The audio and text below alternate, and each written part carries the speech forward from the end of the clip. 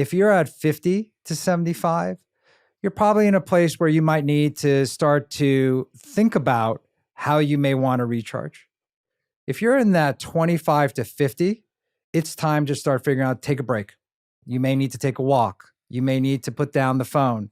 You may need to stop the litany of Zoom calls that you're on right now. And if you find yourself 0 to 25, that's a real kind of indicator for you to say, hey, something's probably not right. And I need to really kind of take a hard stop and figure out how I recharge. And recharge can happen in a number of different ways. And so I've often talked about when I've gotten into that zone, I just kind of almost go for a walk. I sometimes go outside. I take some deep breaths. I do a number of things. Sometimes I may need a workout. A workout really helps me to recharge on a personal front. And everyone's a little bit different and they'll go to different techniques. And so in the book, I list a lot of things in the book that you may do. You may do 1, 2, 3, 4, or all of them. And they're just really techniques for you to figure out what works for you.